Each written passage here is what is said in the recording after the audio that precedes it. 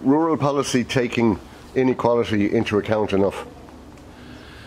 I hope so. Of course, inequalities are everywhere in all kinds of areas, even in urban areas.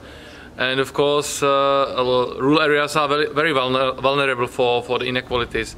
But I guess if you read through all the strategies, now the long-term vision for rural areas, and also Rural Pact, so you see that the sentence that no one should be left behind is mentioned everywhere. So I hope that we can get up from the sky to the earth with this policy, and that the words which are mentioned there will be true. So I think we need to think about those who are most vulnerable, because even with the energy crisis and food security prices going up, I think it's even more crucial. And European Union is built on the idea of cohesion, of people having better lives. So I think this is the very key of the whole European policy. What is the big opportunity for rural areas today? What I feel is that every crisis brings opportunity, and for me, when I was speaking about smart villages 5 years ago, all my colleagues mayors said, "You are mad, you are crazy, you are mad, you are crazy," and now they by themselves they think about the new things, by broadband, about the alternative sources of energies. So I think it moved us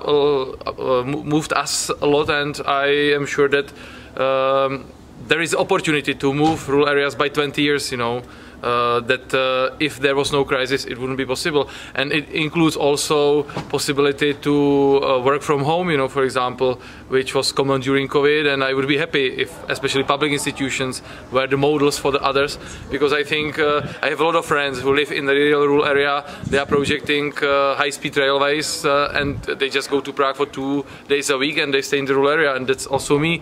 I'm the vice minister in Prague for 3 days, and for 2 days I am in the rural area to work with the mayors, because I think this is crucial, that you shouldn't sit in the ivory tower, but you should be in the field.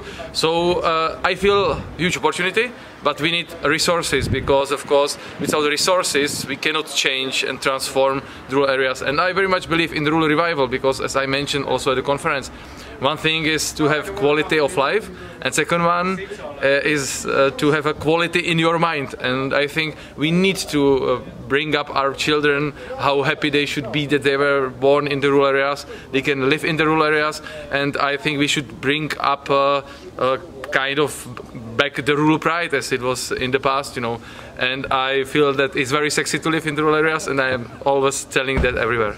What did you learn at the conference? That Ireland has excellent approach to rural development. It was actually a lot of very well established people, including Prime Minister, coming here, knowing about the problems, so that was great. And secondly, I've been attending OECD conferences even as an enthusiastic citizen of rural areas before, and I already took a lot of things like from Edinburgh, from South Korea, which I am now implementing at my ministry, and they are also in the governmental program, So I very much admire the conferences, because they are not just intuitive, they are based on data, evidence-based, and I think this is crucial, because as I mentioned also yesterday, I remember as my mom being a mayor, she took a bottle of Slivovice and 1 kilo of sausages and went to the ministry to ask for the grants, and now we are giving grants not to the friends, but just because based on the data we have, and this is the approach we should have to the rural development, that it should be really given where it's the most needed, and the cohesion should be the priority. And for me, Green Deal and cohesion are not going against each other, but they are complementing each other. So it means that there is a huge synergy, and we should use this momentum. Brilliant. Brilliant.